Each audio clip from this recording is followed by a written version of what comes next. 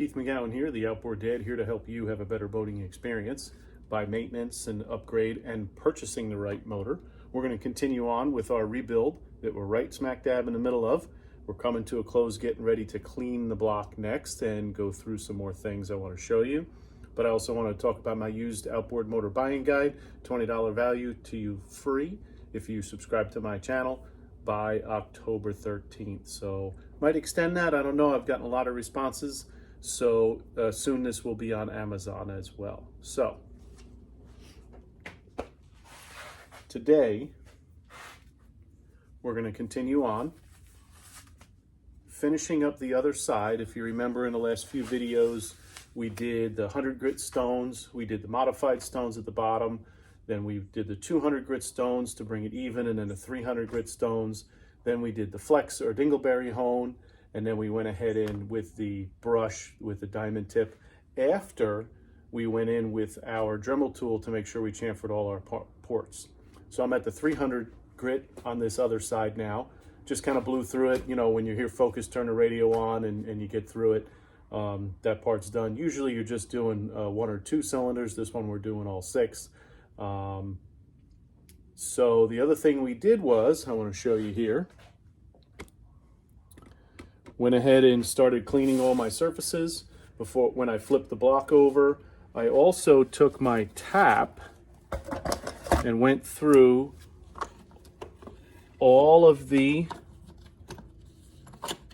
head bolts on both sides, right? So I ran the tap through. I'm going to run it through on this one as well. If you're gutsy, you can go ahead and put it in a drill and do it if you feel you can hold it straight. I like to kind of do it by hand. Yes, it takes a little bit longer, but I just like to run a tap through each one of these holes. This way, when I blast all this out with my pressure washer, I'm going to blast all these holes, make a big mess, and get everything cleaned up. But as you see, I got this surface nice and clean. We got both head surfaces nice and clean. I got the base nice and clean. I actually did the poppet valve area as well. So I'm going to go ahead and clean the rest of these up one by one. Make sure they're all ready to go. And then I'll do my 300 stones on this side, do my chamfering of all my ports. I like to put a little bit of lube in here. I actually put lube in each one last night and let it sit. I'll put a little fresh lube in there.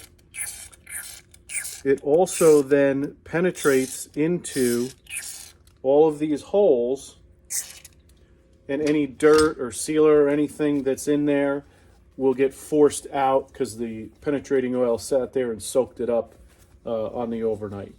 So we're going to go through each one of these one by one and finish this honing and plateau honing, chamfer in the ports, and then we'll take it outside with the pressure washer. As I said, we're going to put seafoam on the cylinder walls just as a precaution to keep from flash rust. We may get a little bit, but we can clean that up easy enough.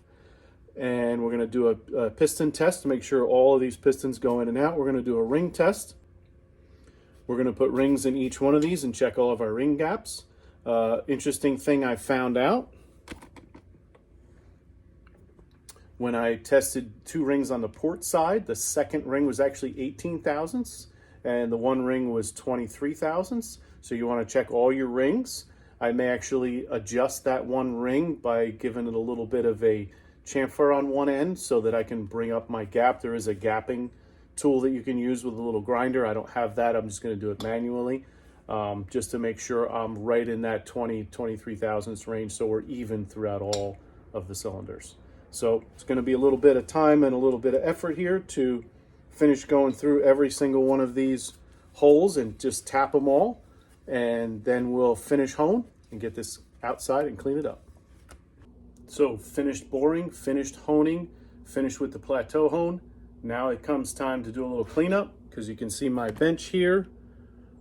This is all the grindings from rebuilding this or grinding away at this motor. All the cylinders here.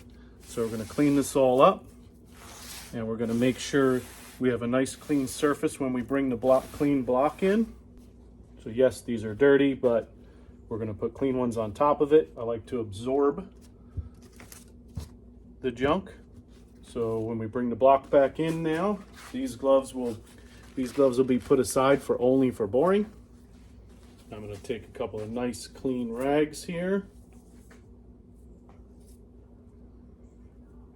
So now we're going to put our fresh machined block cleaned on this surface, and I'm going to clean it again with some brake cleaner just to make sure I get every little thing out of it.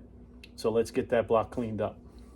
So I'm going to set up over here, away from my block over there. I have it sitting on a chair because I'm going to blast like crazy, and we'll clean this block up really good.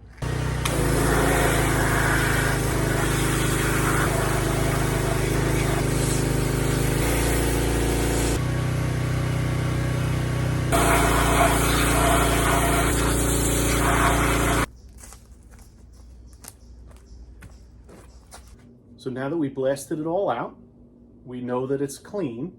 There's small bleeder ports on each one of these. Now, before I blasted it out with the pressure washer, I ran some brake cleaner through that. We're going to do that again because I want to make sure there's nothing that got blasted back into those holes. Again, we want to make sure this is clean. So let's get that done first. So you can see that was a big mess, blasting all over the place. I'm soaking wet. Gonna have to wash my Outboard Dad shirt now and clean myself up. But to get the block clean, that's the key. All those little grindings that we cleaned off from the bench are also stuck in all the ports, all those intakes, and we don't want that running through the engine.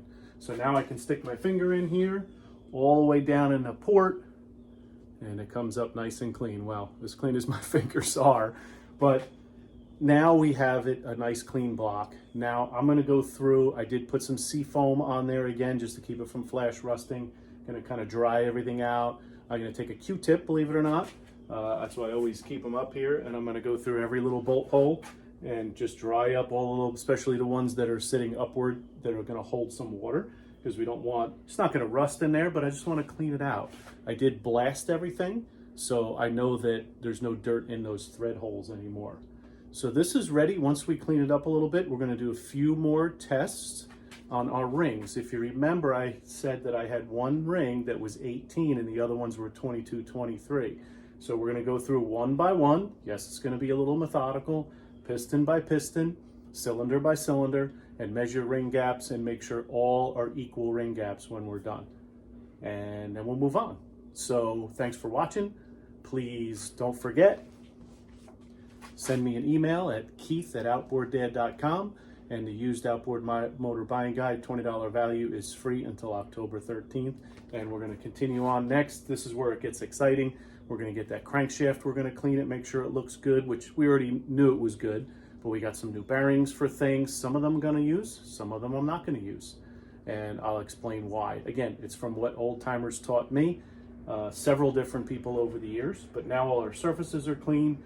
And as soon as we get this dry and ready to go, we're going to put the crankshaft in and start doing pistons one by one after we get all our ring gaps right.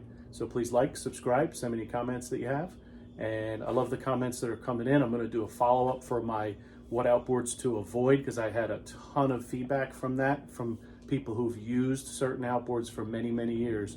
To me, that's the best experience. If I've had one of these and it ran fine for me, and here's what I did to make sure it ran properly for years, that's key, not just don't buy this motor. So please like, subscribe, send me any comments that you have, and we'll look forward to seeing you in our next episode. Have a great day.